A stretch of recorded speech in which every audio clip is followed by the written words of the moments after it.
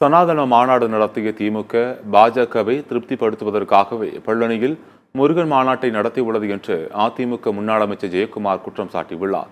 சென்னை பழைய வண்ணாரப்பேட்டை எம்.எஸ். நாயுடு தெருவில் உள்ள தனியார் திருமண மண்டபத்தில் கட்சி நிர்வாகிகள் மற்றும் தொண்டர்களுக்கு புதிய உறுப்பினர் அட்டைகளை ஜெயக்குமார் வழங்கினார். தொடர்ந்து செய்தியாளர்களை சந்தித்த அவர், சென்னையில் மழைநீர் வடிகால் பணிகள், நீர்நிலைகளை தூர்வாருவது ஆகிய பணிகளில் கவனம் செலுத்தாமல் ஃபார்முலா 4 கார் பந்தயத்தில் திமுக அரசு முழு கவனத்தையும் செலுத்தியதாக அவர் குறிப்பிட்டார். கார் பந்தயத்தில் கிடைத்த வருமானம், செலவிடப்பட்ட தொகை ஆகியவற்றை வெளிப்படைத்தன்மையில்லை என அவர் குற்றம் சாட்டினார். கர்நாடக துணை முதல்வர் இங்கு வந்து மேகதாது பற்றி பேசும்போது தமிழக முதலமைச்சர் அமெரிக்காவில் போட்டோ ஷூட் எடுத்துக் கொண்டிருக்கிறார் என்று அவர் விமர்சித்தார்.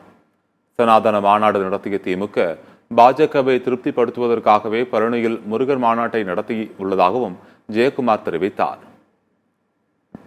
சனாதன ஒழிக்கணும்னு சொல்லிட்டு அதை மாநாடு நடத்திட்டு பிஜேபியை வந்து திருப்திப்படுத்துறதுக்காக ஒரு மாநாடை நீங்கள் பழனியில் வச்சிங்க இல்லைங்களா? சிபிஐக்கும் பிடிக்கல, சிபிஎம்க்கும் பிடிக்கல, பிஜேபியோட ஒட்டி உறவாடி அவளோட குலவி கொஞ்சி அவங்களோட வந்து கட்டி பிடிச்சி அந்த அளவுக்கு வந்து இவ்வளோ தூரம் வந்து ஒரு பாசமிக்க ஒரு குடும்பமாக இன்றைக்கி உருவாயிட்டு அதனுடைய தாக்கம் வந்து பார்த்திங்கன்னா பல சட்டமன்ற தேர்தலில் கூட அவங்களோட கூட்டணியாக இருக்கலான்ற ஒரு கருத்து வந்து எல்லா விசிக மத்தியிலையும் ஏற்பட்டிருக்கு. அதே போன்று சிபிஎம் மத்தியிலும் ஏற்பட்டிருக்கு. அதே போல் காங்கிரஸ் மத்தியிலையும் ஏற்பட்டிருக்கு.